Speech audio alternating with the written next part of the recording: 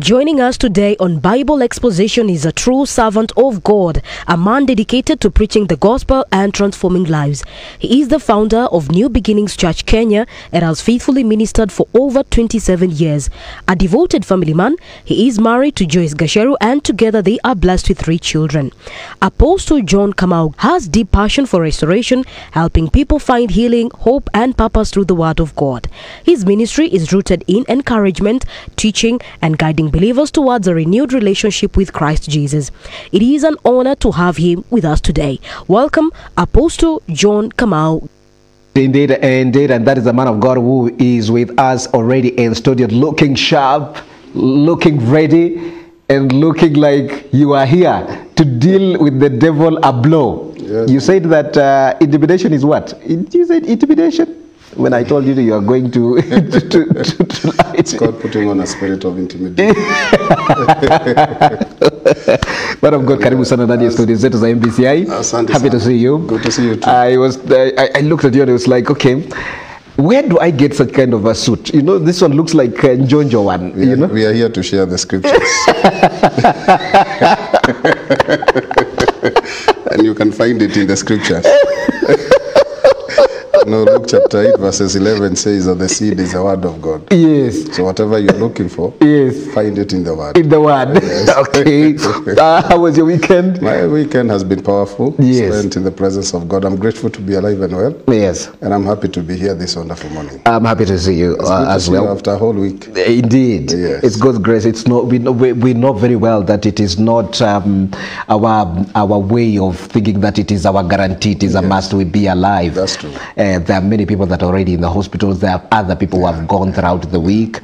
But we thank God that God has given us another chance to see each other, and we don't take that for granted. Yes. Maybe you can tell me where did your fellowship and what was your take-home message, or where did you minister and what was your take-home message? Well, I was at home. I was in our home church, that is. Yes, yes. And our message was about divine partnerships. Yes. Or partnering with God. Deal.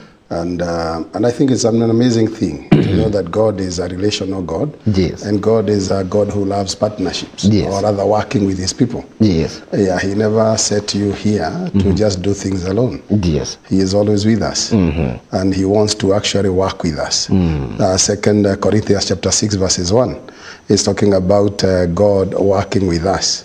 And there are many scriptures like that. Indeed. And it is an amazing thing to, whatever it is that you do it with God.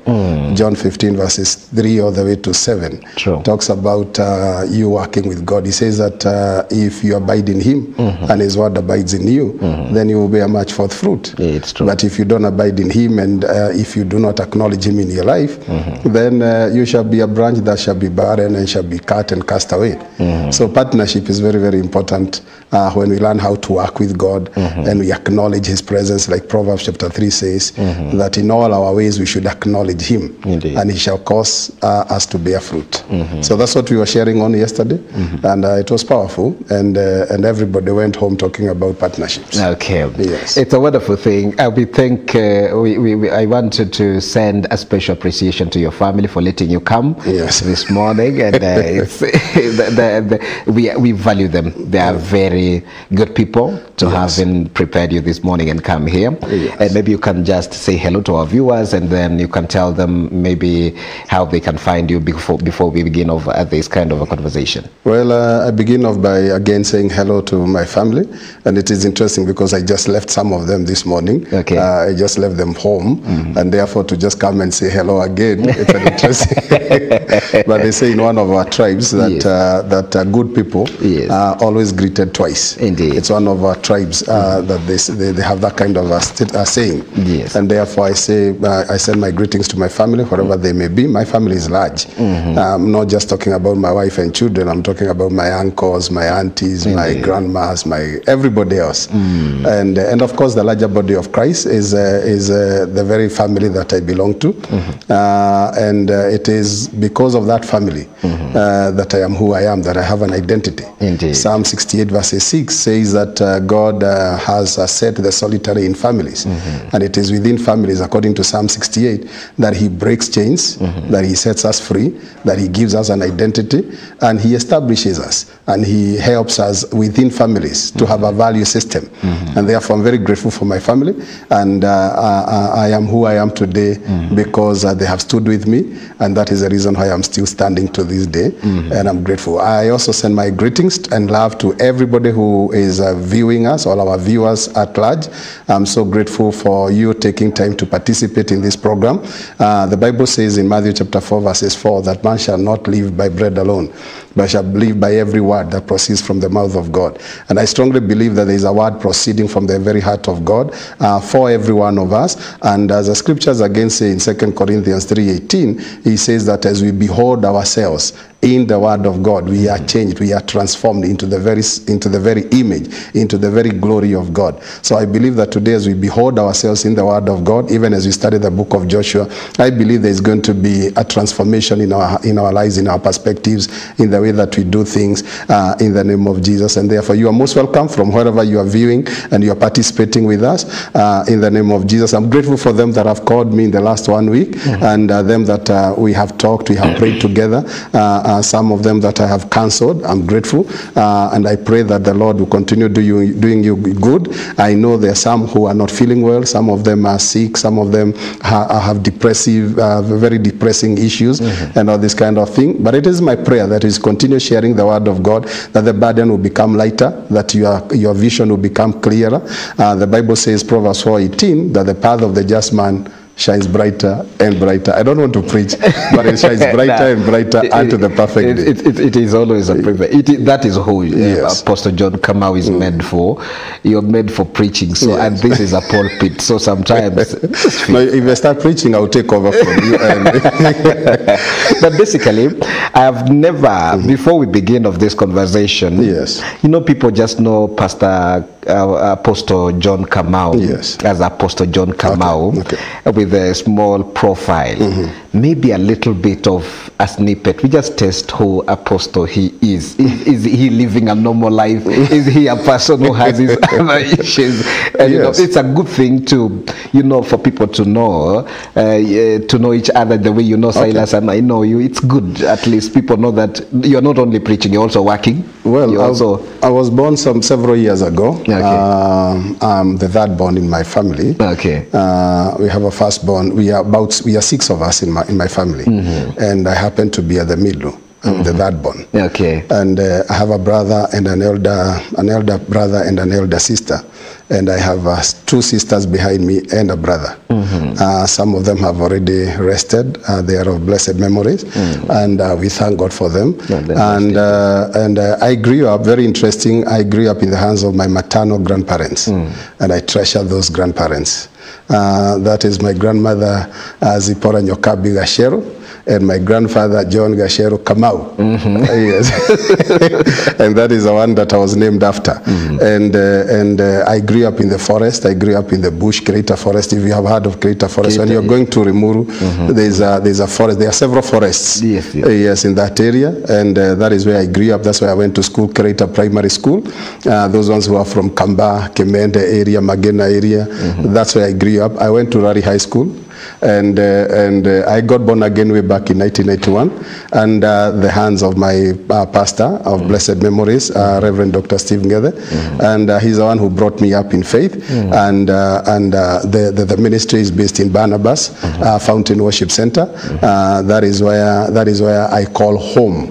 And I'm grateful. I'm grateful for this Father the Lord has brought me.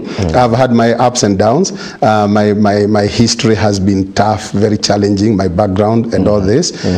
Growing up in the absence of a father, growing up also, my mother was here in Nakuru, and I grew up in the bush. So I actually say I'm a bushman. You're a bushman. Yes, literally my grandmother's compound was about 20 meters away from Kreta Forest. So some of the trees, the branches will grow into the farm. And we grew up in the midst of monkeys and some elephants, and we did a lot of hunting. I did a lot of grazing and all this kind of thing. And it wasn't until I came to town that I actually started sharpening my brain. I approach everything from a bushman's mentality. You know, that is saying something bad in a very polite way. No, it's not bad. I'm very proud of my history. I'm very proud of my background. Yeah. And I'm so grateful again for my uncle, Paul Kamau. He's been a treasure to me. I've grown up in his hands, like, you know, he's been my father, he's Yes. been my uncle, he's been my brother. My uncle has been everything to me because I grew up in his presence. And I actually became a Christian and followed Christianity because of my uncle. He loves God. He has always loved God. And growing up in his presence really inspired me. And later on, 1991, I followed my sisters who are going to one of the churches, one of the local churches here in Nakuru. After school, I followed them. And it was through one of my younger sisters that actually I got born again. Yeah, so I actually call my sister, my younger sister, I call her my bishop.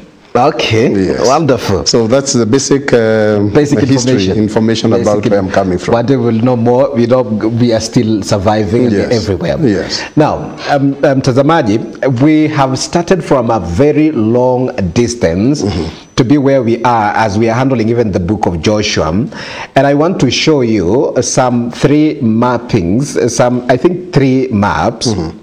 That show where we came from when we started with I started with Musambai, but Rachel Kahugu had handled the previous the book of Genesis. But I want to show you the journey. There are 3 maps. I don't know if we can have the one that is blank without any indications on our screen so that our viewer can see. That is basically the journey that we were talking about. You see, from that point where it is beginning, it's beginning on your left huku inaitwa On your left. On your left. Kama unaona on your screen, on your left is where wana wa Israeli walitoka. And then you see wakati wanaenda wakapanda mpaka pale juu, that is where there is this which sea is this one, man of God? This is the Red Sea. That is the Red Sea. Sasa hiyo Red Sea unaona pale juu, hapo ndio kulikuwa na barabara wangepita across waende mpaka the promised land, because that is where vile hiyo map inaenda ikiisha. But you see now the journey that because ya kusumbua ndio after they had a problem with disobedience. After God discovered that they had the Egyptian mindset. That is how they were cornered to follow the whole journey. Between let me check this one and tell you between the Ramesses and the Red Sea, that is where from the Red Sea to Kadesh, hiyo ni barabara wangeenda to the plain of Moab, ndio wangefuata. But you see now they had to come to Ramesses, to the Red Sea, to Mount Sinai, to Eilat, they go to Kadesh, to Oboth, and then they go to the plains of Moab. That is where that is the first map that shows the basic way of how they travel. Now let me get the second mapping. The second mapping shows now a little bit of a simplified kind of where they were coming from and where they were headed. The Nile Delta is basically up the north side of Egypt. Now, if you look at that, you will realize that the journey had to, unaona pale kwa Nile, kuna kanafasi pale juu, na unaona Canaan the other side. But because of the disobedience that the children of Israel had, because they had to be dealt with, that is where the Exodus began into Sinai Peninsula, downway to Mount Sinai, and into Canaan. Now, if you look at that, you would come to see some of more of a detail. Let me get the third map. Let me show you some of the detailed journey routes that they used to go to Canaan. There is a more of a detailed way of how they passed through the different types of routes and how they rotated around until they reached the promised land. But basically this is a simplified form of how they were able to travel from one side to another. Now if you look at it, there are 2-3 kind of of destinations. The first one was from Egypt. The second one is the peninsula, vile unaiona, and the other side is now Canaan. If you look at that kind of a model, you will see Ayum Musa well of Moses. That is, you will see the journey down from Ethnam down to Mara. Mara iko hapo kando tu ya Red Sea, alafu kuna Elim, wakateremka wakakuja Refidim, wakakuja Hazeroth, wakaenda Rimo Perez, wakapanda juu. Now you see Egypt to from wakati waliteremka hapa chini, just down there is close to Djibouti, but now they had to go up again to Rimo Perez. They went up to Kadesh, wakaenda mpaka Oboth, then wakateremka wakaenda mpaka Elath, wakapanda mpaka Zalmona, wakaenda Funon, and then wakapanda juu wakaenda mpaka Mount Nebo. That is where basically hapo Hebron, ukiona upande ule mwingine ni Gaza. Pale kuna map hapo kando wameandika Philistine. That is where generally Canaan used to look like. Canaan ilikuwa, wakati ule ilikuwa Canaan, is now where Israel, the country of Israel is. Let me show you what we are now dealing with. There is the last map that shows the division of how these people wameishi. Now, if you look at that mapping, inakuonyesha about what the man of God is about to talk about. And man of God, I think this illustration, you can be able to have an insight about it, on how the division is, so that our viewer can understand, even as it is on the screen. Mm-hmm.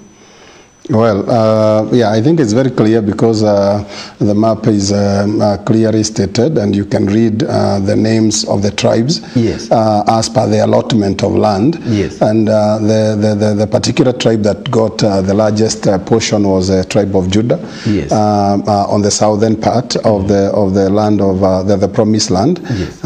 Then on the other side, the eastern side of Jordan, yes, you find Reuben, you find the tribe of Gad and all this.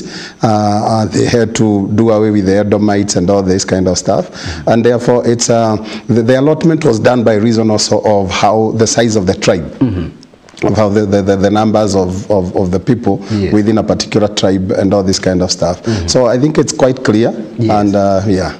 Basically, when I wanted them to understand, mm-hmm, so that even as we will be continuing with the conversation and illustrate on how the division of land has happened, mm-hmm, we can be using the map, yes, so that they understand basically what we are talking about, because there are certain explanations that we'll be deriving. Yes. And when we'll be talking, we talk from the aspect of understanding, yes, on what happened. Because I'm seeing, mm-hmm, there is the Manasseh. Mm-hmm. The Manasseh has two allocations. And yes, this is already half tribe. Yes. The other half tribe, mm-hmm, is away. Mm-hmm. And if you're talking about Judah getting the largest piece of land, if they could have come together, could they be the ones that would have had a bigger portion? Who now? The tribe of Judah? No. I still believe that Judah as a tribe had a huge number, had the highest number. Okay. At this particular moment, they had, yes, the highest number of the population was larger than any other tribe. Yes. And from that particular map, you see on this extreme side across Jordan, yes, what you call the Transjordan side, mm-hmm, is you find the half tribe of Manasseh. You also find the tribe of Reuben, yes, the full tribe of Reuben, and the full tribe of the Gadites. Mm-hmm. You find it on this side. Yes. So the other half is on this other side of Manasseh. And the particular tribe, yes, that half tribe of Manasseh, they are being on this side, on the right side of that particular map, is because they chose to be on that side. Mm-hmm. It was their own decision. It wasn't God's decision. Mm-hmm. They had to go to Moses, and they talked to Moses, and they told Moses, we think this part of the land looks for us like it is a promised land for us. Mm-hmm. And therefore they chose to be on that particular side, and God allowed it through Moses. Mm-hmm. And therefore the other half tribe of Manasseh chose the other side, which is now the promised land. Yes. They chose on that other side. Mm-hmm. But even if they were put together, they would still not have been the largest tribe.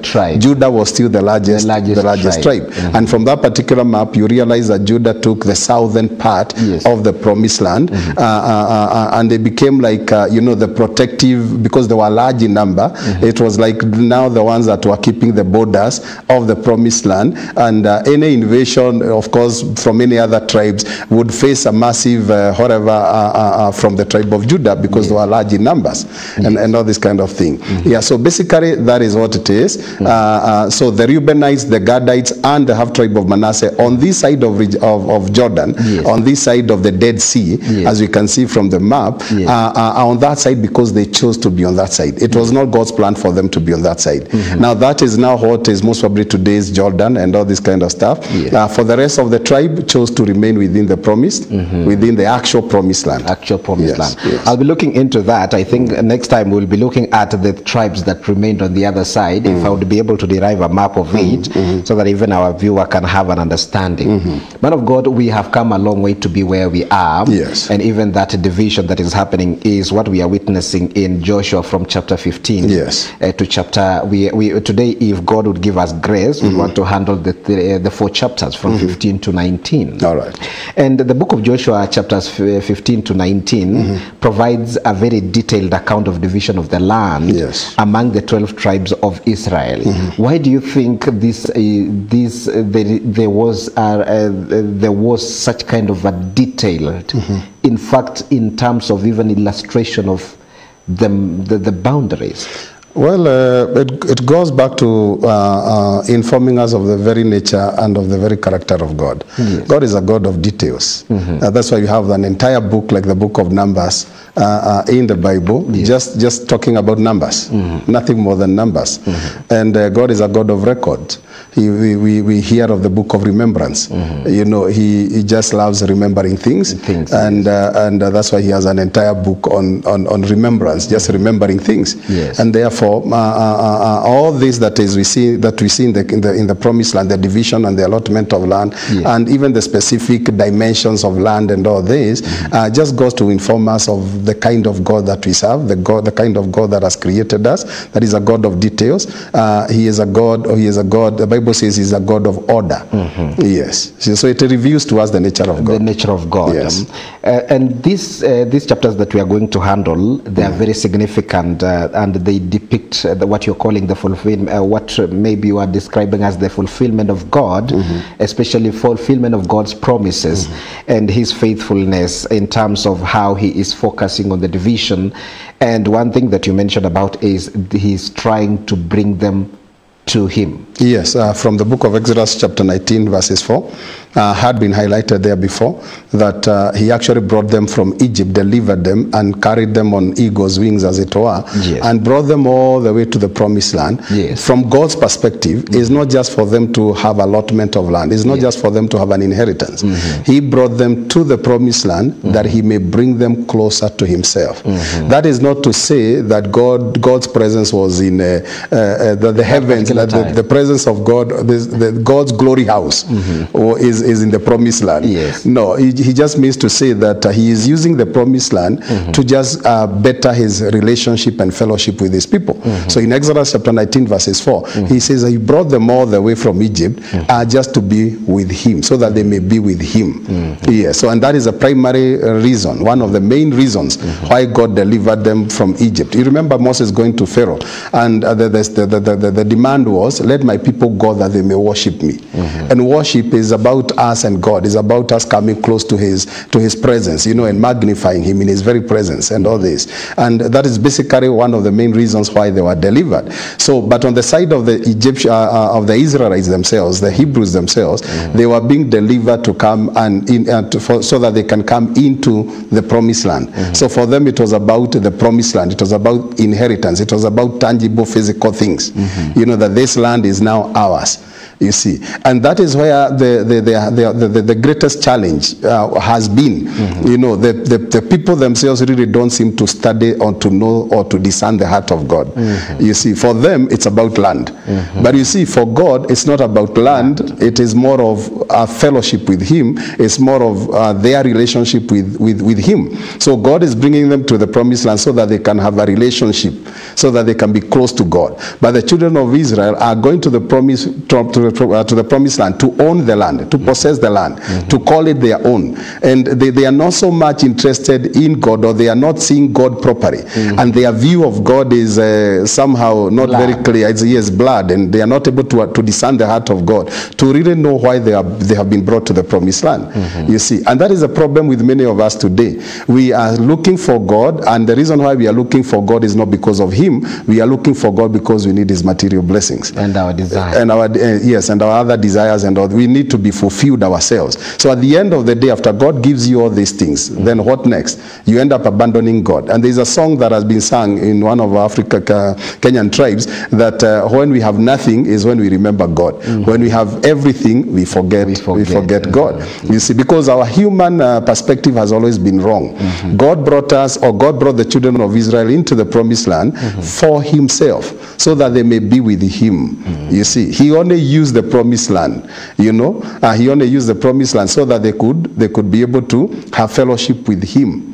And therefore the promised land to them was, as far as God is concerned, was just an added advantage. The primary thing is them establishing a healthy fellowship and a relationship with God. Do you think there is a problem even in terms of how we human beings today do not understand how God operates? Because if God delivers you from one point of your need to another, He is doing it so that you be close to Him. Yes, we have that problem. That problem exists even to. How do someone deal with that kind of a problem? It's actually not a problem. It's just a perspective. It's just the way we see things. It's just the way we are controlled by not our flesh per se. Yes. It's our carnality. Because you see, you need the flesh. You cannot be on the face of the earth without the flesh. Many of us have a problem when we are talking about the flesh. We say these are the works of the flesh, and sometimes we fail to interpret scripture correctly. The scripture has no problem with your flesh, because you need your flesh to exist here on the face of the earth and to reign as God would want you to reign upon the face of the earth. But you see, what the challenge is our carnality, is our perspective, is how we interpret things, is how we see things, is how. And carnality is the greatest challenge to revival.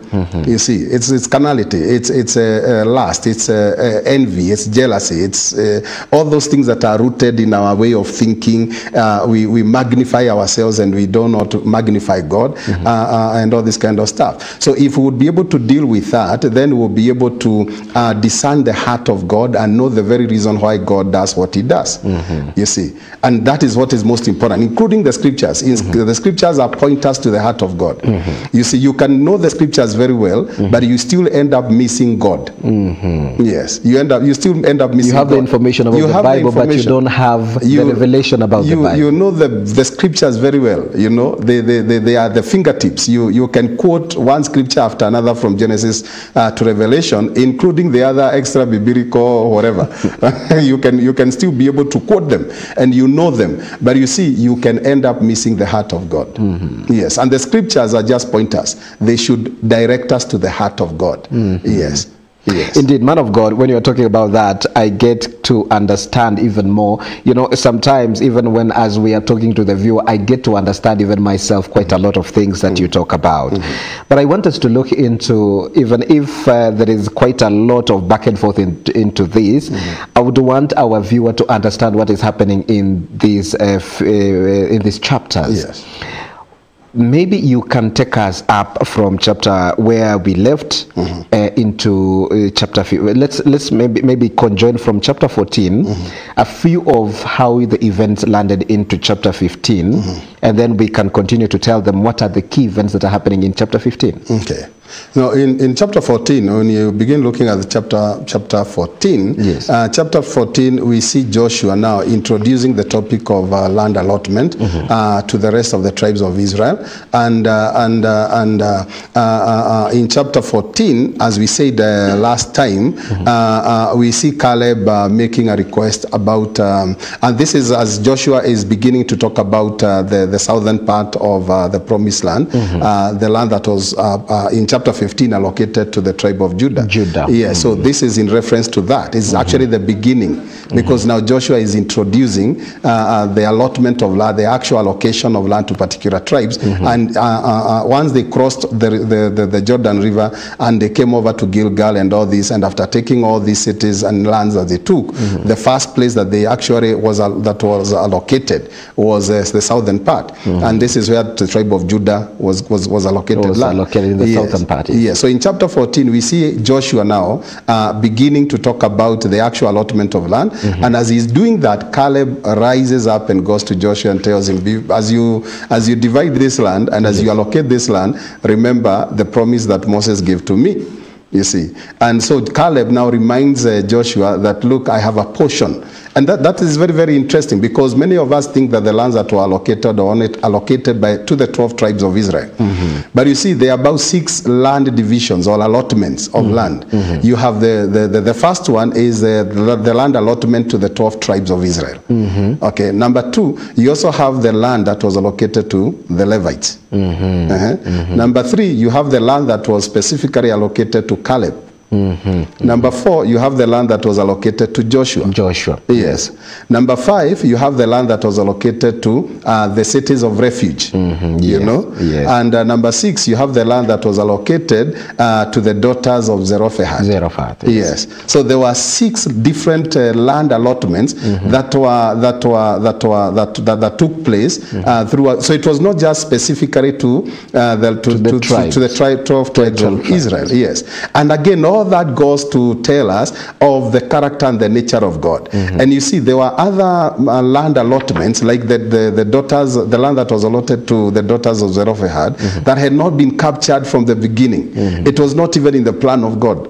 It was not even in the plan of Moses. It was the daughters who went to Moses and told them, look, now that our father is not here, he died by reason of his own sin. Now, does it mean that we should not be allocated land because our father is no, we need our father's portion. You see, we need because he's still a part of the 12 tribes of Israel.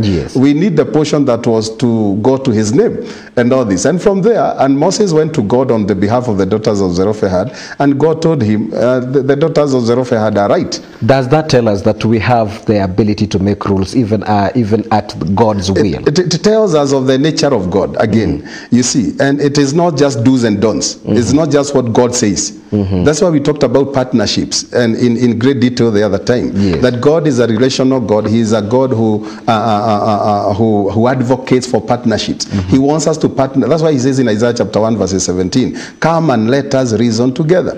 And he says, bring your strong points. He wants us to work this thing with him, you see, and all this kind of thing. Creation is not complete because he wants you to participate in that creation, you see. And that is powerful in itself. There is no one who has come to the end of any situation. That particular situation can still change today. It all depends on your petitions. It all depends on your supplications. It all depends on your request to God. It all depends on what you bring to God.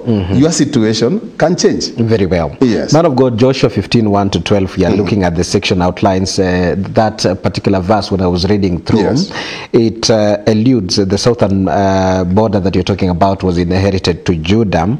And then we are looking at what you had mentioned about Caleb. It is what follows.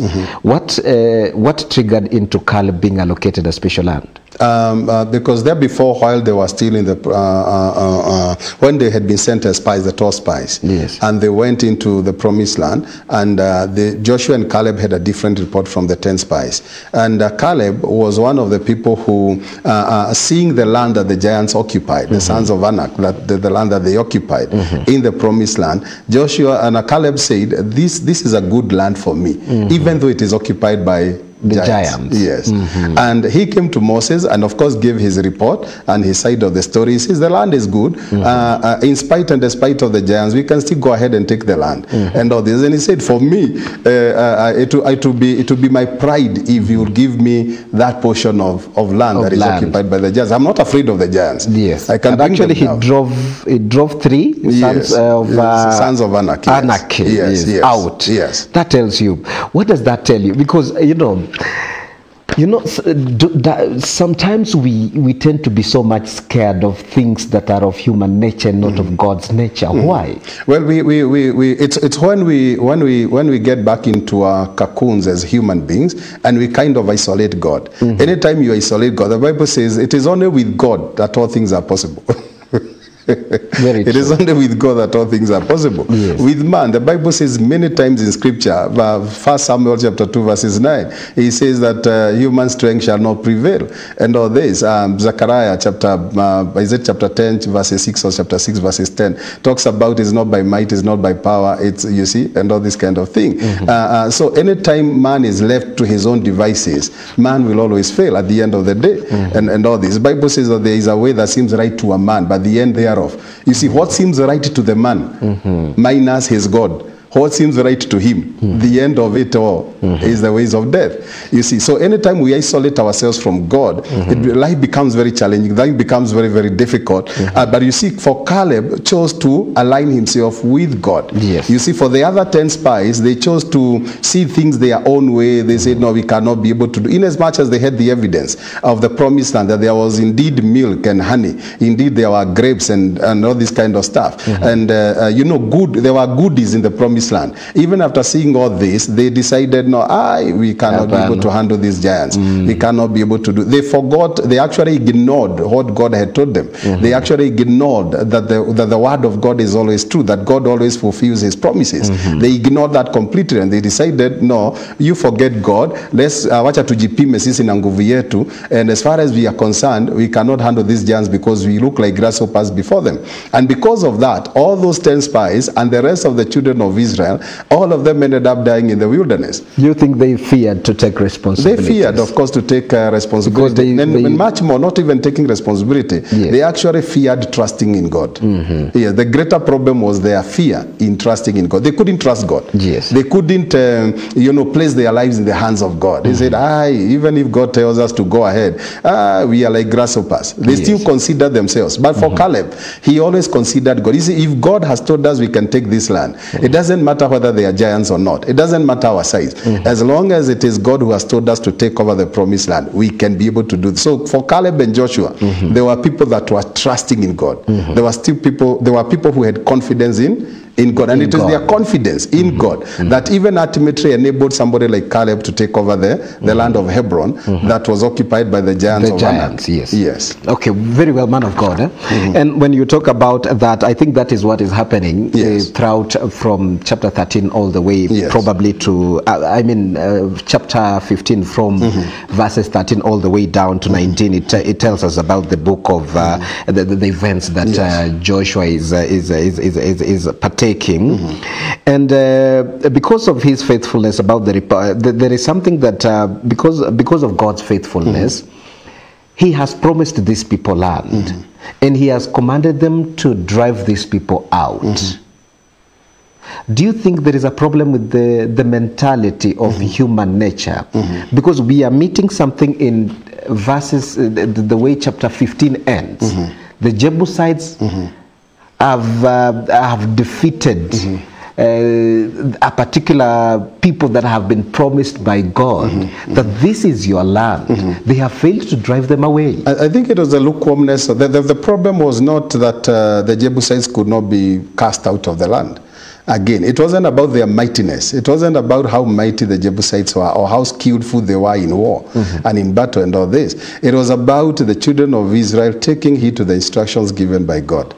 You know, again, with God, all things are possible. Number one, God is a man of war. God himself is a man of war. You see, he teaches our fingers to wage war and all this. And the only thing that the children of Israel needed to do was to trust in God. God told us to cast these people out, to destroy them, not only cast them out, as in move them from this land to another. Kill them, destroy them completely and all this. But the children of Israel were lukewarm in their approach. You know, they were pitiful. They misunderstood mercy. You know, they misunderstood kindness. You know, and all this kind of thing. No, at the end of the day, your meekness and your mercy is doing according to the instructions given to you by God. If you are going to be kind enough, understand the importance of obedience to the instructions given to you by God. And that is what they failed to do. They failed to follow through the instruction. And Joshua kept on reminding them of those instructions. He kept on telling them, remember, you have to do everything that God has commanded you to do. But for them, instead of killing everybody and destroying everything that was on their way, as instructed by God, they ended up preserving those people. They ended up saying, you know, these people can work for us. We need human labor. We need greater comfort and all this. God has never wanted you to be comfortable outside of work. Yes. He has always wanted you to work. Your comfort is in working. You see, but for these people, they thought, we are not going to be working here. We want these people to be working for us. We want them to be fetching water for us. We want them to be cutting firewood. They were looking for comfort.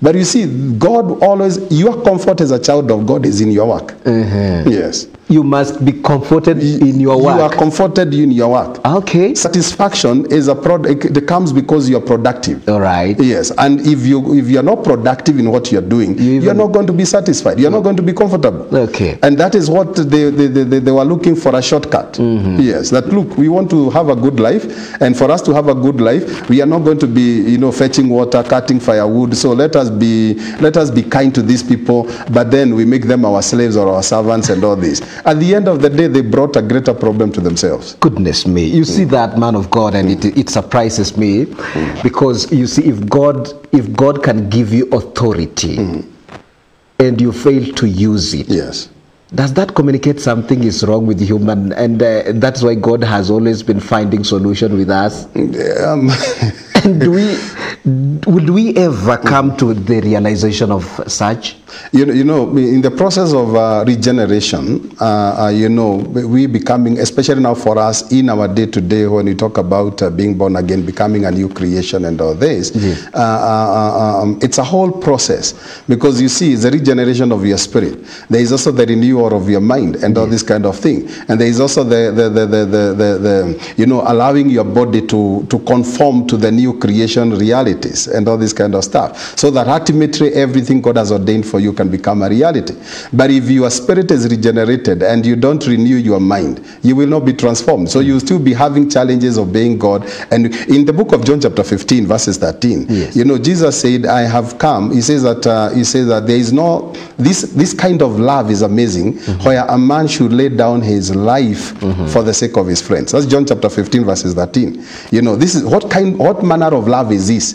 That a man should lay down his life for the sake of his friend. But you see, Jesus laid down his life for his friends. But his friends have not picked the life that he laid down. They may be born again, but they are still struggling picking the life that Jesus has laid down for them to pick. Yes, he laid down that life that we may pick it and live it. He laid it down that we may pick it up and live that life. But the life he laid down, the friends of Jesus, which includes you and me, are still struggling to pick that life up. And that is now where the problem is. But God is patient. God is patient. He is long suffering. He will wait for us. He will do everything to make sure that he has brought us on board. Indeed, indeed. With me is Apostle John Kamau. Is just giving us what a wisdom, what a wise man, teaching us about the lessons that we derive from the book of Joshua. We have just laid down the foundation and cleared chapter 15. We will be coming back and talk about the inheritance of Ephraim, and then we'll continue with the conversation about that. But this is the Bible Exposition, and my name is Silas Chaminingwa. Bible Exposition is your #1 televised biblical program that brings you intriguing stories and storylines about the book in the Holy Book. Talk to me, tell me, how are you doing with this conversation? And as well, you can continue talking to me about where did you go to church and what was your take-home message. 23814 is my SMS line number, and it is absolutely free of charge. You do not need credit to text me here in studio. 23814 is my SMS line number. 0721 105 105 is my WhatsApp number. And you can also follow this conversation live and comment on our Facebook page or YouTube page at MBCI TV on Facebook, and MBCI TV official on our YouTube page. Do not go too far. Coming up, the inheritance of Ephraim with Apostle John Kamau and myself, Silas Chaminingwa.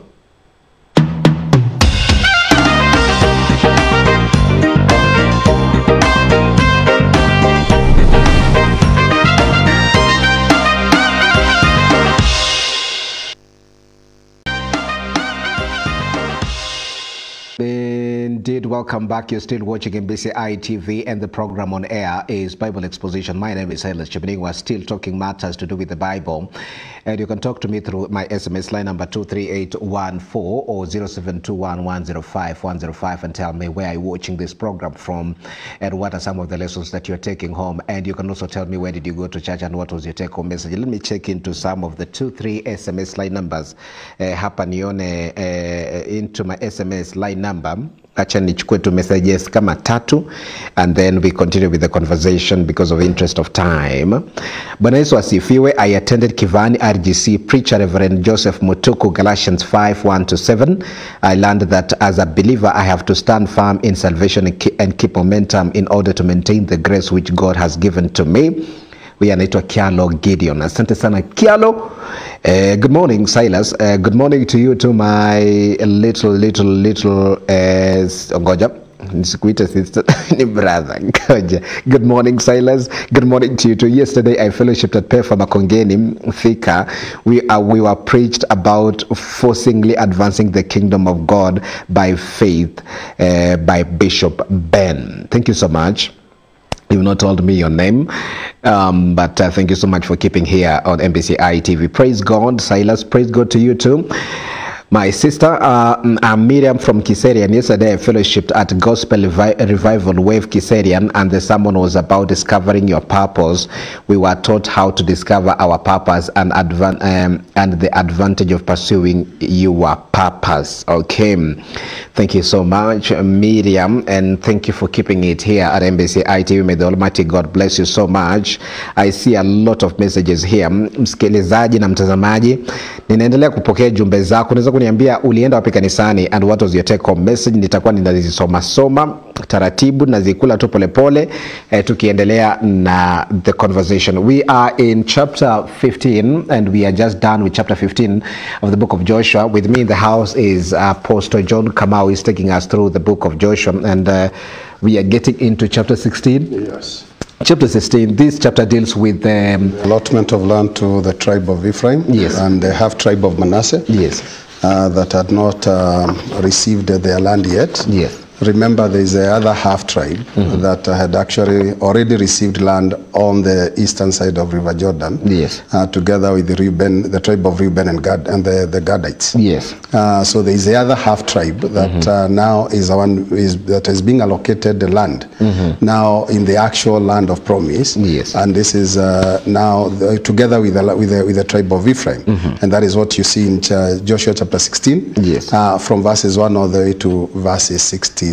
Yes. Not much is happening in chapter 16. Yes, it's quite a short chapter. Just a short chapter, and but the main highlights are the very fact that these two tribes, Yes. the half tribe of Manasseh and Ephraim, and these are the sons of Joseph. They are now being receiving their own land, being allocated their own land. But interesting, even as we look at chapter 16, I think we should be able to read 1 or 2 verses of scripture. Yes. Chapter 16, as he is allocating this land, Yes. if you read verses 10, you realize that the whole nation of Israel failed to receive, some of the reasons why they failed to receive, or rather to throw away or to destroy the other tribes. That the Canaanite tribes that they found in the land of promise. It is highlighted in verses 10. I don't know whether you can read for us. Joshua chapter 16 verses 10. Verse 10, the Bible says, they did not dislodge, is that it? Yes. They did not dislodge the Canaanites living in Gezer. To this day, the Canaanites live among the people of Ephraim, but are required to do forced labor. Yes. So you are seeing the repetition of what happened with the Jebusites. Yes, yes. And all this kind of stuff. It's been happening again and again. It continues Do you happening. think kumekuwa na usambazaji wa tabia sasa hii wameanza kusahau Mungu completely? Of course, human beings are relational. And very interesting that we are always attracted by the base this, the lower levels of our carnality. Is we are attracted by, those low level moral values and all this. Yes. Instead of going up, we go down, and all this. So these people are attracted by those people, and they end up instead of destroying them, they end up forcing them into forced labor, and they end up working for them. So not the whole land of promise, they were not able to conquer or to take over the whole land of promise, and all this kind of stuff. And it is still happening to us today, children of God who are born again. We are still not able to get into a full inheritance, as it were, even in spirituality. Not just about physical lands, even in terms of growing up. We make 3 steps ahead, we come back, we make 4 steps backwards. It's always that back and forth movement, and we need to grow. The Bible says, Proverbs 4:18, that the path of the just man shines brighter and brighter. It doesn't shine brighter today and tomorrow is dark. Tomorrow it is dim. It should shine brighter and brighter. And for these ones, they are in the promised land. They have been struggling for all these years. They didn't have their own place. Now they are finally in their own promised land, and instead of taking over their jurisdiction, they are allowing other people to still remain in their land. You see, and all this. If you mean to fight the devil until he's no more in your life. Yes, you don't accommodate him. Don't even have a negotiation with him. Yes, don't. The Bible says I think in Peter and James, he says that you should not give a foothold to the enemy. You shouldn't give him a foothold in your life. Make sure that you actually mark your boundaries. Yes, mark your boundaries. Man of God, Ephraim is a descendant of Joseph. They have a very strong, good ancestral background. And we have seen it with the descendants of Abraham. They were given double portion of land. But now these people have also a strong ancestral background, but they fail to see what is coming up, because now they have failed to force away the Canaanites, and the Canaanites have. Do you think it is the order? It is because of maybe the honoring of the covenants of the forefathers? Well, I may not be able to understand your question fully, but at the end of the day, your forefather and your first father, who is Abraham, was promised this land by God. You are his descendants. You are the ones, the fulfillment of that promise is happening in your day and time. So you are supposed to, and the boundaries of the land they are supposed to inherit are marked, they are clear. Even from the book of Genesis chapter 15, they were not confused about the boundaries. They were not confused about what they were supposed to do in taking over the land. The instructions were very clear with Moses, they were very clear with Joshua, and all this. And their failure of marking correctly their boundaries was their own failure. It wasn't the failure of their leaders. No, it wasn't the failure of their forefathers. It wasn't the failure of God articulating what he wanted for them. This was their own doing, and all this kind of stuff. And therefore, it's a very interesting thing. And I may not say why they did what they did. I may not be able to tell why were they inclined differently. Why were they not inclined to actual possession of the land in full, as the instructions had been commanded by God to Moses and even to Abraham.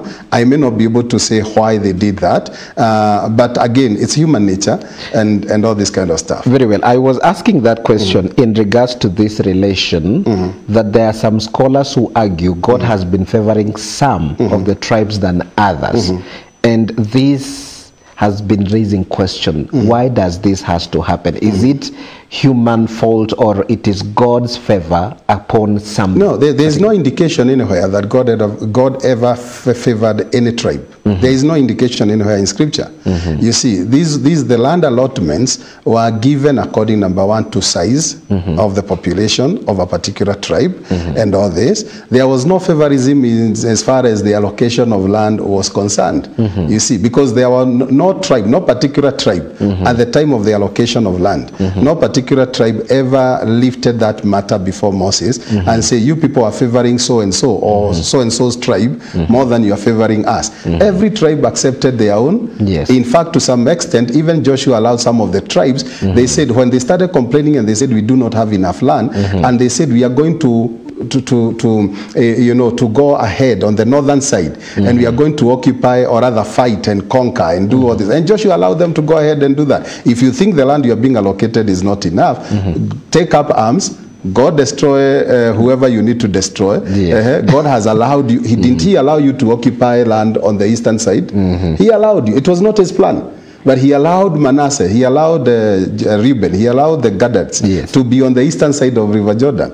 It wasn't God's plan. And if he allowed them, now even if you think your land is not enough, you still can be able to take up arms, go and destroy some of the tribes, the Canaanite tribes that are occupying the northern side. And to the best of your ability, that land will be yours. Basically, that's what when I was going through that kind of research and whatever, the commentaries, biblical commentaries, I was looking at that kind of an illusion, and it makes, you know, man of God, let me come to the layman's understanding. People do think that favor of God is you to be above another and oppress another one. Well, because the problem again is a perspective. We said about that, we talked about that. Our carnality is the way. The problem with carnality is because carnality defines perspective. You see, and the greatest challenge is again not the human flesh. It's carnality, which defines our perspective, the way we see things, and we may not always see things the way they are. And that is where usually the challenge, the main challenge is. Now, when I'm comparing myself with you, I'm forgetting that you are created differently. You are created by the same God, created for a different purpose than mine. And therefore, there is no time that we are going to be similar. You know, it is. The Bible says in the book of, I think, 1 Corinthians chapter 4, verse 7, it says it is Him that makes us different. You know, it is Him that makes us different. Either 1 Corinthians or 2 Corinthians chapter 4, verse 7. He's talking about the fact that it is God who makes us different. You know, and it is in our differences that we find value.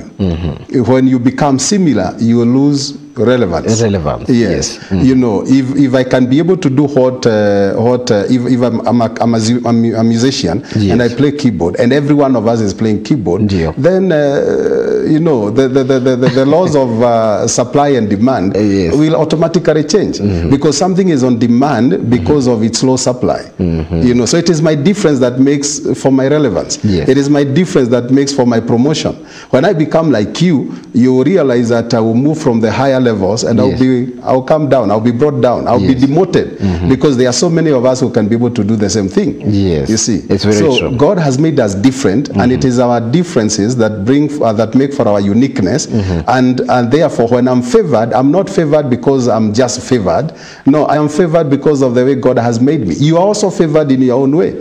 I should always be able to interpret and to define my relationship with God, or the things that are happening with me by reason of my relationship with God. And my relationship with God is not just because I'm good, but it is because of how He sees me and what He created me to be. Like Jeremiah, God appears in his mother's house. Jeremiah was not born alone. And He says to Jeremiah only, not to the other children. He says, for you I created you to be a prophet. Even before you were formed in your mother's womb, you have always been a prophet. So He never referred to the other children. What do you think happened to the other 7 sons of Jesse when David was selected and they were not selected? There is nowhere we read that they complained that David was basically now that is the best explanation. You know, people think that favor is an oppression. No, it is not. That God has now given you power to sit on Cheminingwa. No, you are favored. You are favored in line with your gifting. You are favored in line with your purpose. You are favored, and every one of us have our dimensions of favor. Yes, we have because remember what the scripture says in Ecclesiastes chapter 9, verses 11. He says, "Time and chance happens to us all." He says, "The battle is not to the strong, the race is not to the swift."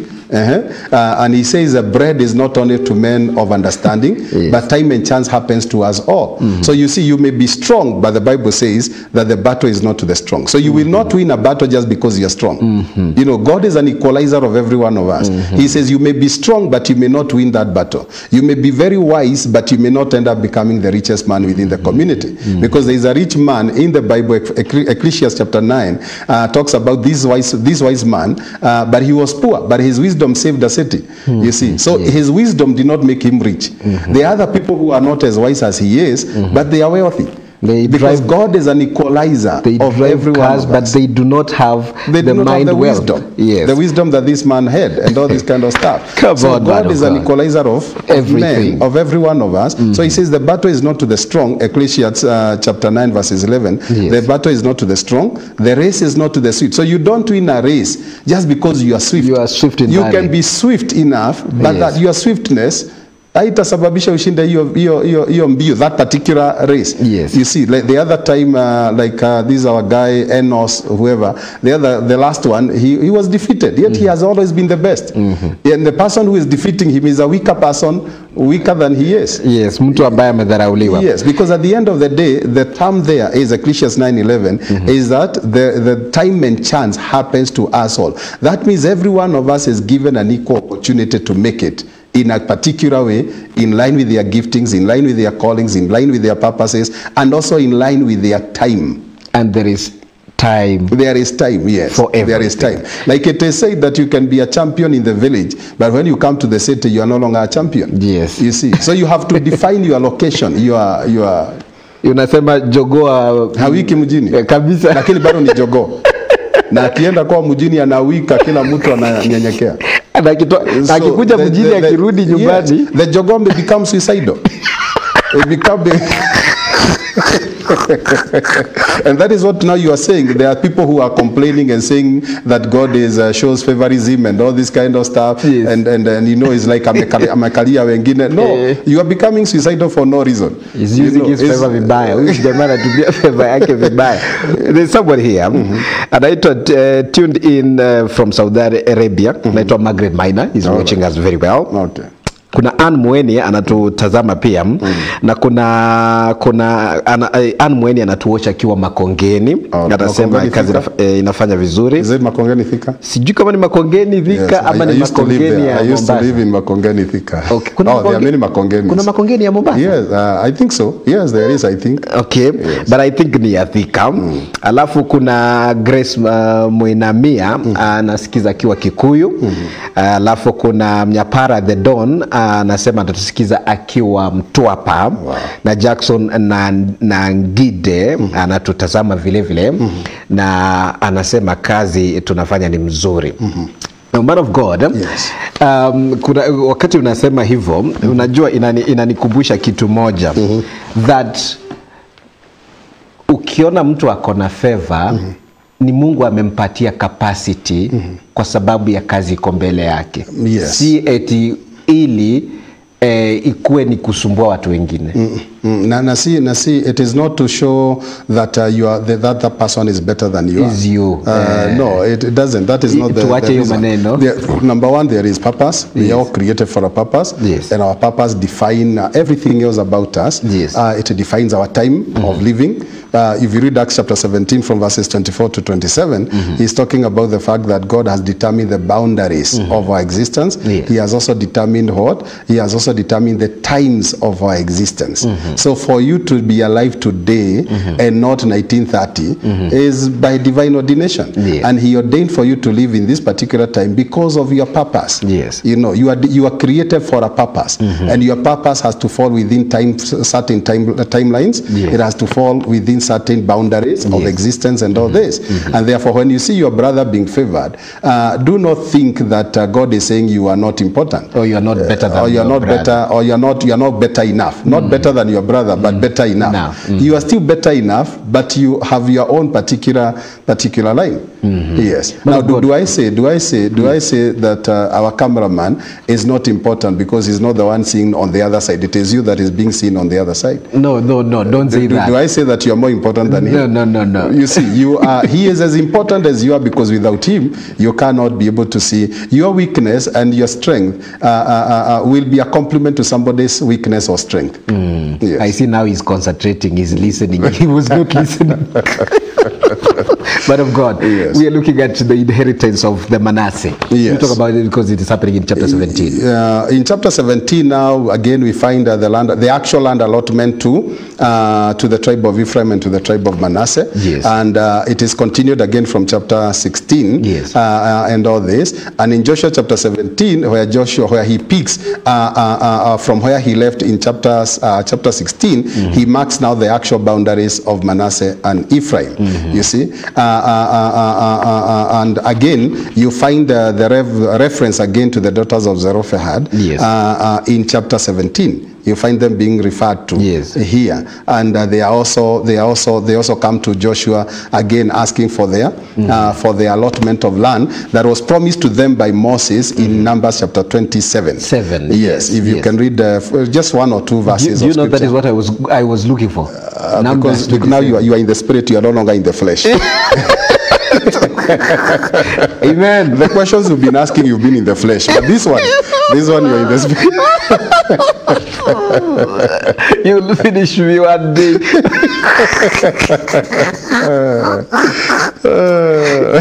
God is good. What are you saying? I have been in flesh all this time.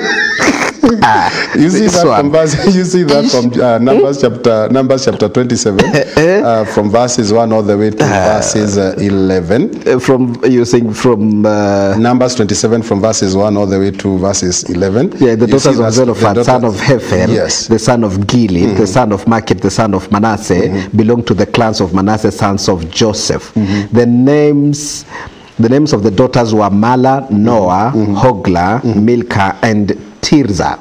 They came forward and stood before Moses, Eleazar, the priest, and the leaders and the whole assembly at the entrance to the tent of meeting, and said, our father died in the wilderness. He was not among Korah's followers who banded together against God, but he died for his own sin and left the sons. And left no sons.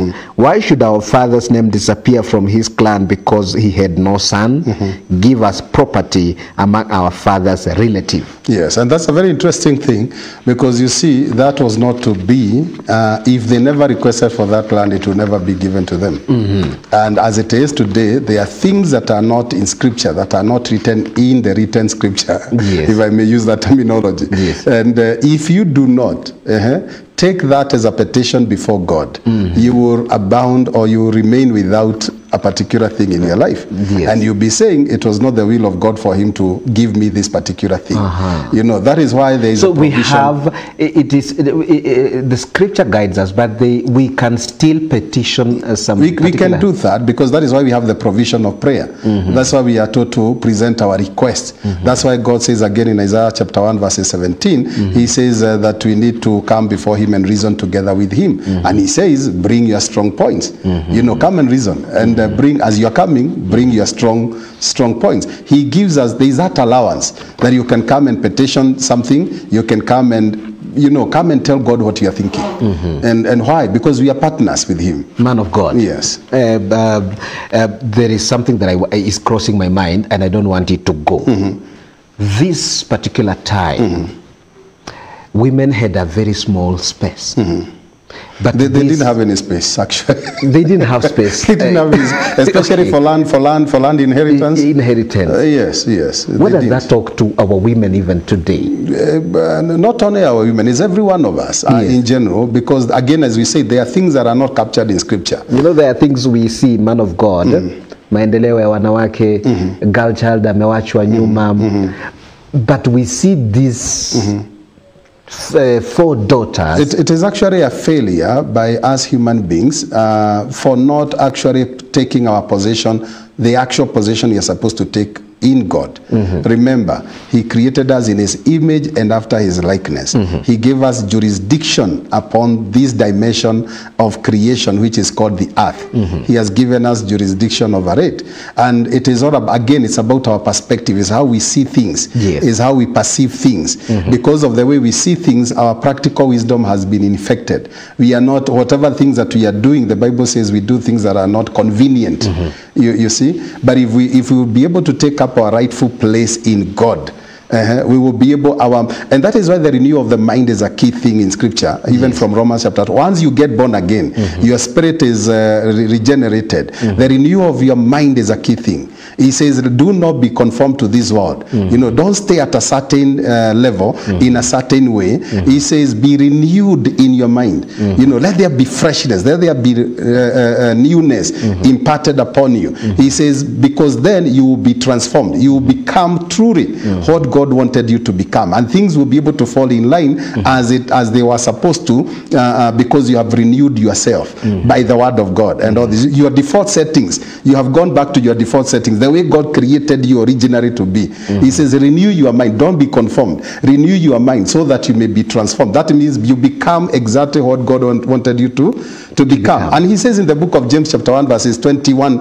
around there, he says that receive with meekness the engrafted word, the engrafted word of God, which is able to save your soul. He says this is a word that is grafted in. You graft it into your mind. You graft it into your spirit. It is like a combination of two substances together. Yes, yes. So take the word of God, put it in your mind. In your thinking, in your reasoning, in your perspectives, in your discernment, in everything. And when you do that, he says that that engrafted word is able to save your soul. It is a process of meditation. Get the word of God, meditate upon it day and night. The process of meditation is what grafts the word of God into your system. And now it allows you to have the mind of Christ. It transforms your mind, and it imposes, it superimposes the mindset of God upon your mind. And it allows you now to have a perspective, a divine perspective into things and all this kind of stuff. And you get to a point and now you can confidently say that I have divinity in my mentality. Yeah. So this divinity is what helps you to petition some of the things without necessarily saying this, the Bible, that. Yes, because remember, you are a king, the Bible says. He says you are a king and a priest. And the Bible says in the book of Proverbs, it says, where there is the word of the king, there is power. Yes. So remember your kingship. Remember you are a king. And if you are a king, you legislate, you are able to say this and that is not going to happen, this and that is going to happen. And God has given us that authority. That's why he says, whatever you shall bind on earth shall be bound in heaven, whatever you shall. So God has given us legislative authority, legislative powers. There are things that you can legislate. But you see, you cannot legislate those things if your mind is not aligned to the word of God. And it is a process of meditation, the process of the renewal of your mind, helping your mind to think like God. That's why he says, Isaiah 1:17, he says, come, let us reason together. As you are reasoning together with God, whose thoughts are higher than the others? No, God. God's thoughts are higher than your thoughts. Yes. So at the end of the day, if his thoughts are higher than your thoughts, you will end up thinking like him. And that is the reason he says, come, let us reason together. So take the word of God and meditate. That process of meditating on the word of God is a process of reasoning together with God. It superimposes his mind on your mind. It allows you to think like him. It actually allows God to think through you. Now God thinks through my head. It begins by you thinking like God. But then it moves on to a higher level where now it is actually God thinking through you because he has taken over your mind. Remember what the Bible says in Acts chapter 19 verses 20? He says, so mightily grew the word of God, and the word of God prevailed. So when you allow the mind of God into the word of God into your mind, and you continue thinking the word of God and meditating on the word of God, as Joshua was told in Joshua chapter 1, this word of the Lord shall not depart from your mouth, it shall not depart from your eyes, but you shall meditate upon it day and night. For then you shall have good success, and you shall make your way prosperous.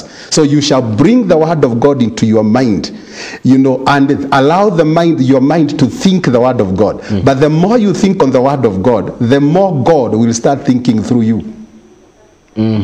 Because now you have the word of God. Yes. And God puts his word up above himself. Yes.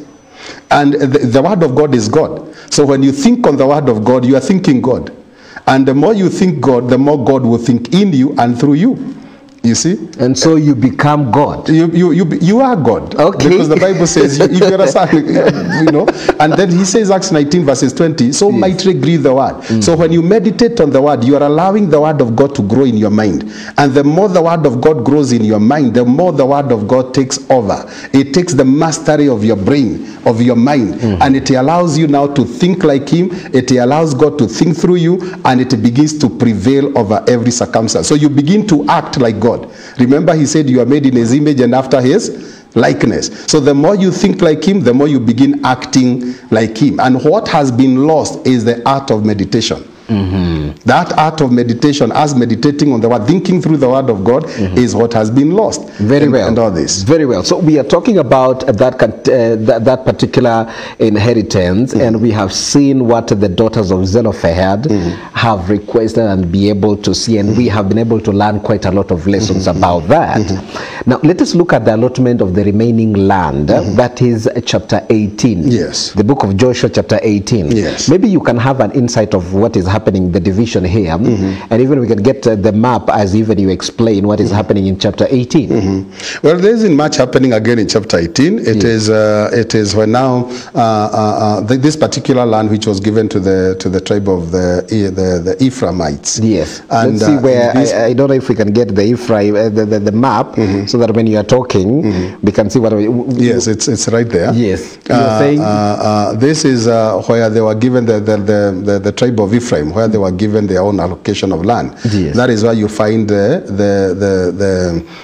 tent of meeting being established, and all this kind of thing. And that tent of meeting was a place of worship, and that is now in chapter. We are now in chapter 18. Yes. Yes. I don't know whether it's very clear. I can see Ephraim and all this. There and is then Ephraim on the top, green. On the green. The green part. Yes. The green part. Yes. In the middle of the promised land. Yes.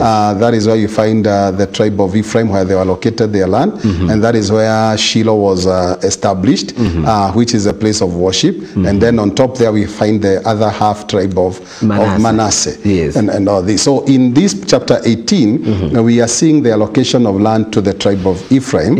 And particularly so, the establishment of Shiloh. Yes, as a place of worship. Yes. Yes. And this actually is to acknowledge that God is with us, and to always celebrate the fact that we are not here alone, and God must have his place in the midst of his people. You know, remember his name is Emmanuel, which means God together with us. He is in our midst. Jesus said the kingdom of God is at hand.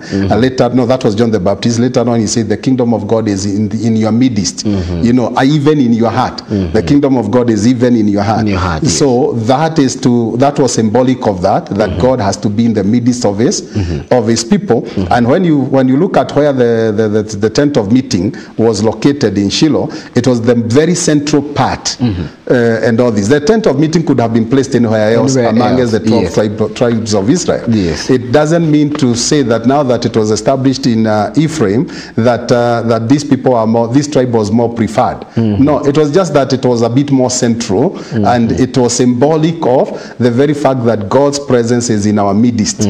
God is together with us, and all this kind of. So you find that in chapter 18, the establishment of Shiloh. Last time we said that Shiloh means rest. You know, it means that the people of God have come to a place of rest.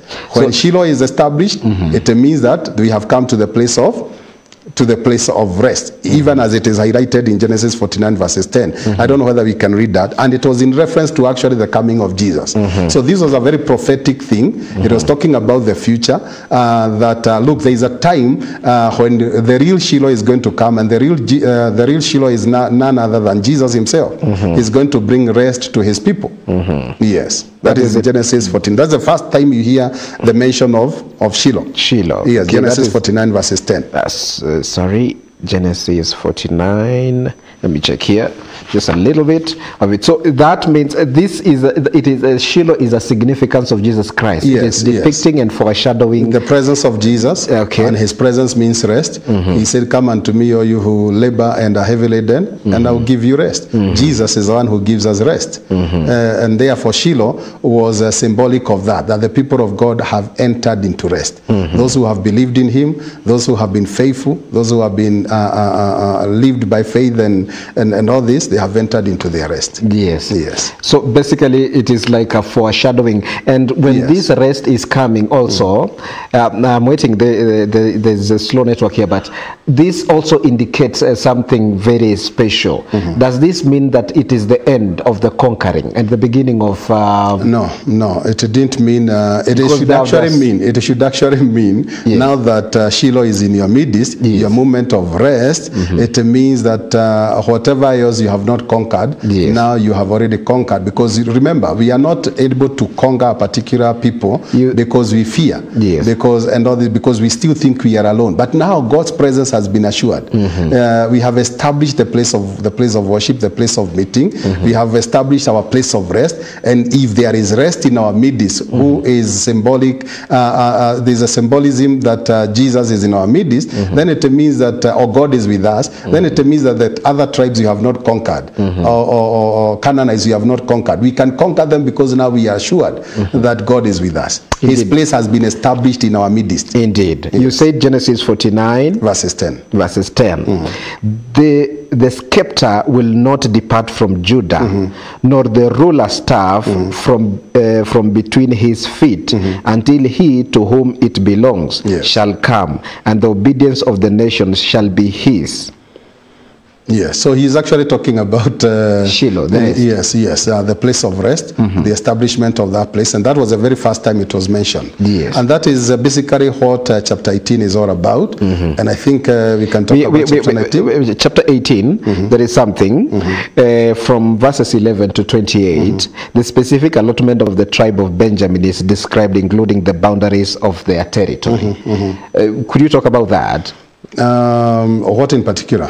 Benjamin, the specific allotment for the tribe of Benjamin. Yes. Is it happening that now I want to know first and foremost this tribe of the Benjamin, how special are they? Well, Benjamin was the brother to Joseph. Yes. And the last born son, as we hear of Jacob. Yes. And all this. And Benjamin, I'm trying to understand your question so that I can be very well.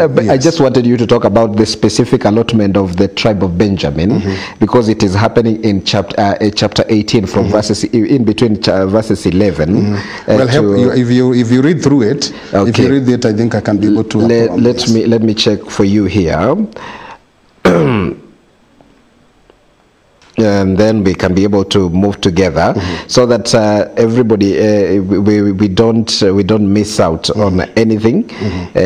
Mtu asiseme tuliwacha wapi akina Benjamin. We have talked specifically about different. I'll be reading through and then we'll be checking through, because I'll be reading through in a short while because ni kama tab yangu inapata matatizo kidogo, but we will come back into that, and then we'll be checking into it. That is in Joshua from 11 all the way to 28. It talks about that kind of an allotment. Now in chapter 19, the allotment of the remaining tribes. Would you be able to talk about it? Well, in chapter 19, you're talking about the allotment of the tribe of Simeon, the tribe of Zebulun, Issachar, the tribe of Asher, Naphtali, and Dan. And that is in Joshua chapter 19 from verses 1 to 48. Yes. Yes. So we are talking about how many tribes here? We are talking about Simeon, Zebulun, Issachar, Asher, that is the fourth tribe, Naphtali, and Dan. So we are talking about 6 tribes. Yes, about 1, 2, 3, 4, 5, 6. Yes. There are 6 tribes. Yes. And Simeon, interestingly, is that Simeon received his portion of land. The tribe of Simeon received their portion of land at the center of the tribe of Judah. Yes. Yes. So, I don't know why that is so. Okay. But that is why their portion fell in the midst of the tribe of Judah. Yes. Right. Yeah. If you can be able to see, there is that. I think is that cream? Is that what color is that? Right in the center of Judah. Right in the center of Judah. Judah. This one is yellow. Yes, the yellow part. Judah is the yellow, or the, I don't know whether it's yellow or no, not orange. That must be yellow. This must be. No, you wait, man of God. Yes, cream is for Manasseh. That color for Manasseh is cream. This one is, I think, that white? Yellow. Then are you saying that is white? Simeon, whoever Simeon is, Simeon is gray. That is where they receive their piece of land. Yes. And again, we are talking about. I'm not able to. I will be checking for you. I'll be checking for you. Just say. Yes. you've said Simeon. Simeon Yes. have just on the sides of Judah. On the sides of Judah. Yes, but, and then we can look at Zebulun. Zebulun, where is Zebulun? this doesn't show all of them. Okay, I'm not basically, able to- I think yes. it has a specific. There are a few tribes that are Tuoni. Yeah, there are a few tribes actually that are not on this map. Yes, Because you are looking for Zebulun.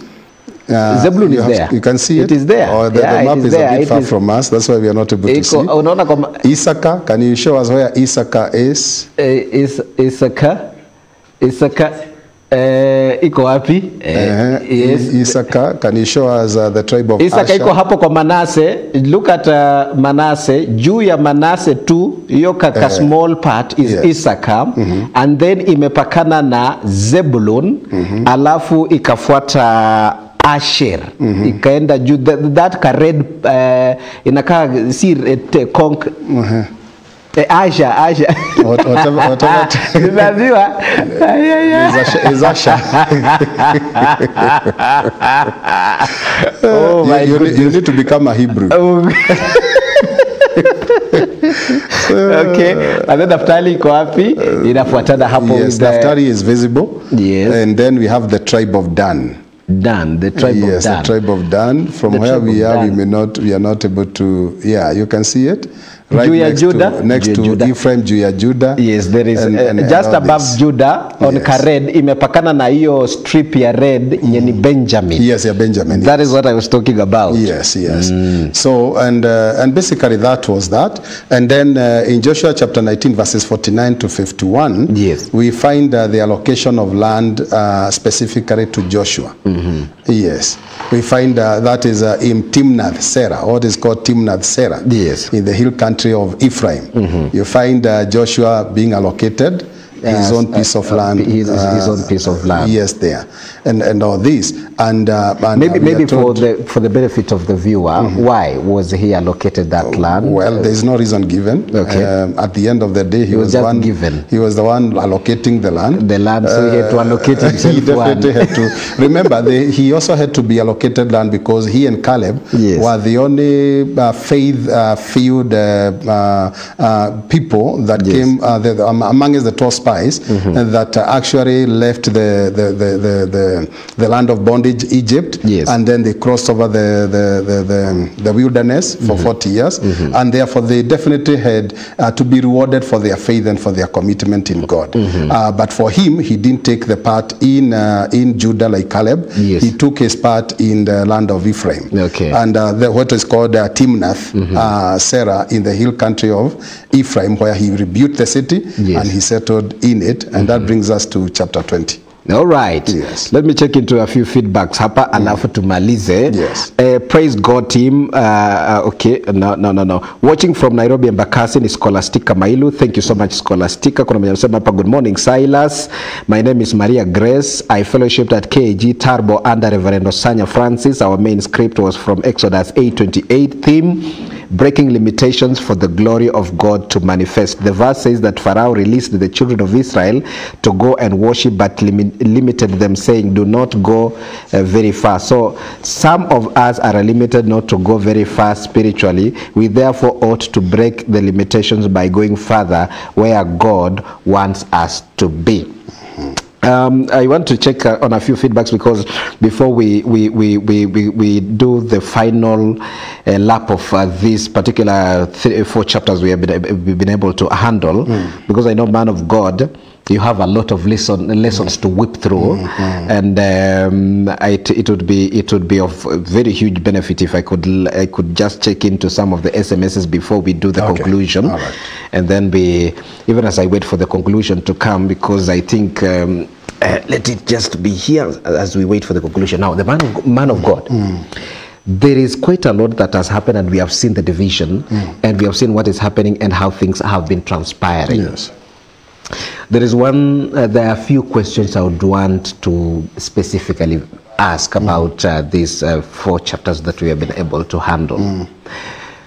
Do you think that there is a time that God reduced his way of working, or do you think by God allowing another method of partnering with us is what has affected of how we operate with God.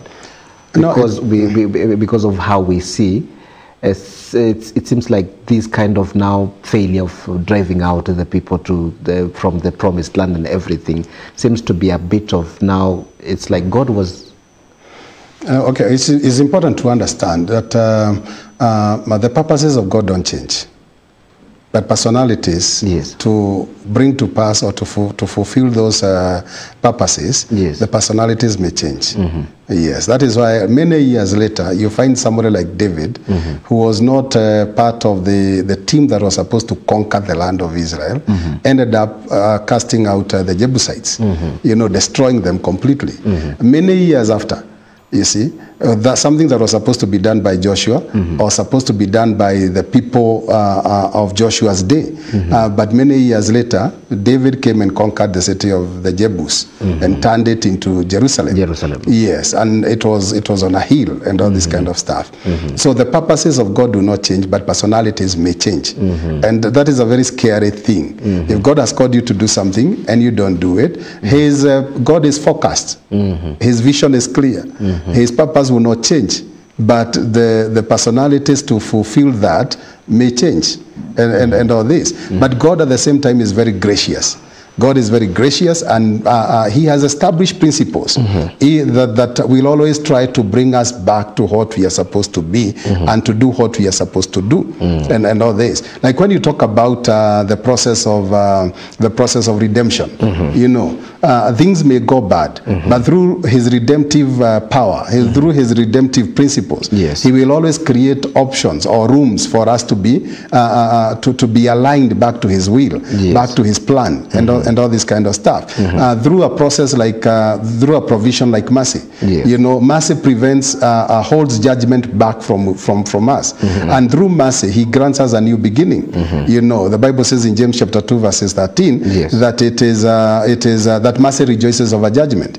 You know, if there is judgment that is supposed to destroy us and remove us out of the face of the earth, mercy, when mercy is granted us, every day the Bible says his mercies are new. By reason of that mercy, judgment is kept at bay, and that gives us a new opportunity, it gives us a new beginning, and we who had failed can still be able to rise up and be able to do and accomplish that which God wants us to accomplish, because yes, God is gracious enough and God is merciful enough, and all this kind of stuff. So God's desire and God's plan and purpose, yes, God remains focused unto the fulfillment of the same.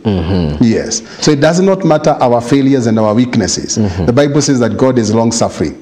You know, God will wait on us until we get things right. Okay. And if ultimately we don't get things right, he has options. He is always looking for a man to stand in the gap. He is standing on whose gap? You cannot stand on your own gap. On your own gap. You can only stand in my gap. Yes. And that because God is representational.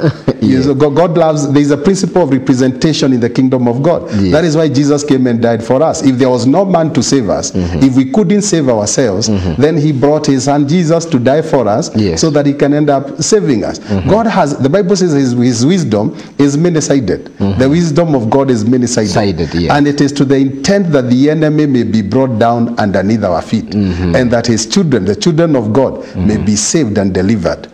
Yes. Do you think, man of God, it reaches a point God draws himself away for you to learn your lessons? Well, he does that many times, just like any other parent. He does that, and he doesn't necessarily draw away as in abandoning you entirely. Because remember, as long as you are living, God is still with you. God is still in you. He may not engage fully. He may not engage fully in your day-to-day activities, but he is still there together with you. The kind of abandonment that we are talking about is not the abandonment where he entirely departs from you. No, because how do you breathe? You breathe by God. By God. You see by God. You walk by God. The Bible says it is not in a man to order the book of Jeremiah chapter 10 verses 23 Yes. and the book of Psalms chapter 37 verses 23 is talking about the same things, that the steps of a good man are ordered of the Lord. In Jeremiah chapter 10 23 he says it is not in man that walks to order his steps. So even though you are the one walking, but you are not the one ordering your steps are ordered of the Lord, and all this. So God does not entirely depart from you. You know, he is always together with you, but he may refrain himself from involving himself in certain things that pertain to your life. Yes. Very well, man of God. We have very few minutes to remain, even as you make your conclusions, and you'll also leave us with your number, so that anybody who wants maybe an encouraging word from you, or would want a question from the Bible, or also in particular what we have been able to learn today, he can consult, or she can consult you. You'll be leaving us with the number, but make a conclusion even as you answer me this question. Do you think the afflictions of the children of Israel, and that is what I would transfer and transition into our afflictions today, do you think it is because of the mistakes that we do that we deserve these afflictions and suffering that endure for some time? Well, definitely. Somebody said that any problem that you have is an indication of lack of knowledge. It is not that there is no solution.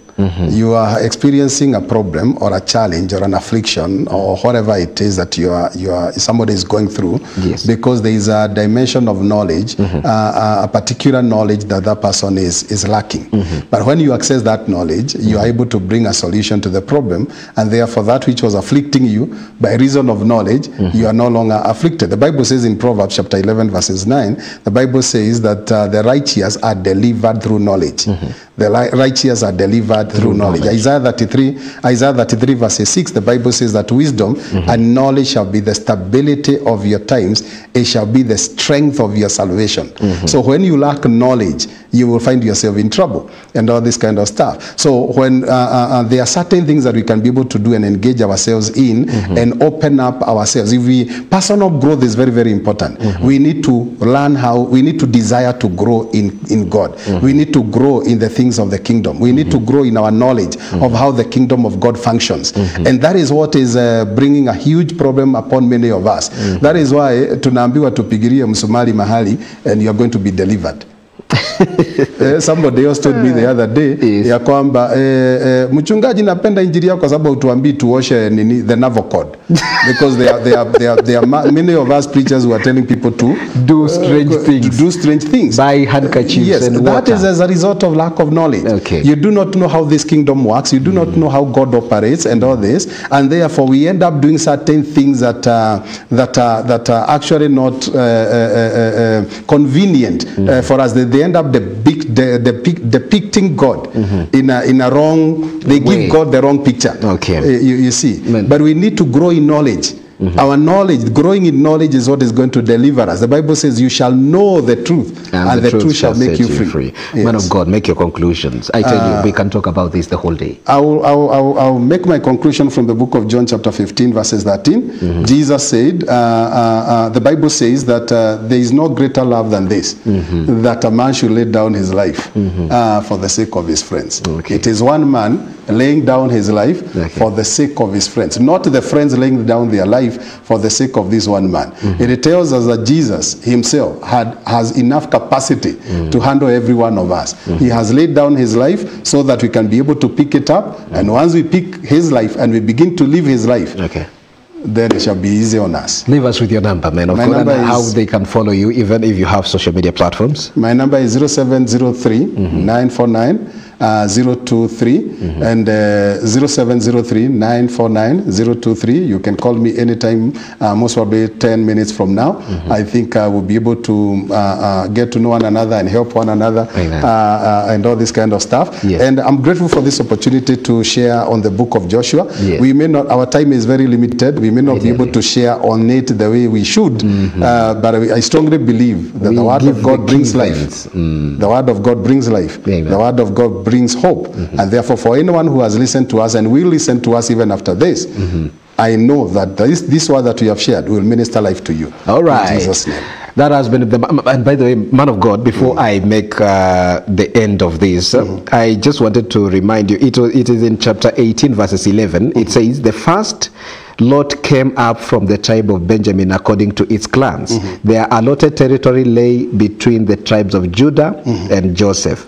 On the north side, their boundary began at Jordan, past the northern slope of Jericho, and headed west into the hill country, coming out of the wilderness of Beth Aven. From there, it crossed to the south slope of Luz, that is Bethel, and went down to Atorah Adar and the hill south of Lower of Beth Horon. This is what I wanted you to comment about, but we will comment about it coming next time. That's okay. Indeed, let me, that has been the man of God, Apostle John Kamau, who has been taking us through the 4 chapters of the book of Joshua. For today, we have been having this conversation since chapter 1, and he has been such a blessing. By the way, thank you so much. You are such a blessing. You're such a wise person. You're such a person with a lot of knowledge. Since I came across you, I normally walk around. I wait until you disappear. Then I start bragging. How I know things here. God have mercy on you. Hi, let me check into a few of your feedbacks as even we make the conclusion. Praise Jesus, please. Okay, beg for the I beg for the numbers. I think you've left out the number. Yes. Watching from Mwikoho Road, Kiambu County. May very blessed. Okay, blessed to Sophia.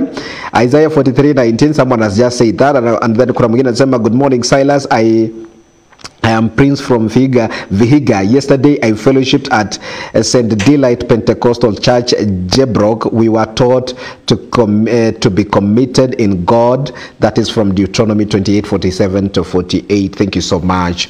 Thank you for your feedback. And thank you for watching MBCI TV. This has been the Bible Exposition, your number 1 televised biblical program that brings you insights, answer your controversial questions, give you it is an eye-opener on the biblical events, and it is always coming to you every Monday from 7:45 all the way to 10 in the AM with myself, Silas Chebiringwam. And still we are having the man of God, Apostle John Kamau, will be taking us through the whole book until we conclude, and then we'll be doing the recap before we get into the book of Judges. And it is an interesting book as well there, because there is quite a lot that is happening in the book of Judges. But up to there, do not go too far, because Financial Monday is coming up with Brother Paul Kagi, and he will be taking you through the money and finances with your God, and you'll be able to know how to blend those quite a number of things. But from me, thank you, thank you, thank you. I know there are so many other places you could have watched desirable programs, but you have persevered to watch Bible Exposition. You are so valuable to me, and thank you for persevering. Thank you for watching. I am very glad. Have a blessed week, and may the Lord Almighty God go with you wherever you're doing, in whatever you're doing, and in whichever you are engaging in. May God give you strength. Until next time, for those who want to follow me, unaenda tu kwenye Facebook na unatafuta Silas Chemenengum. Goodbye, good luck, and God bless you. Tuonane next Monday.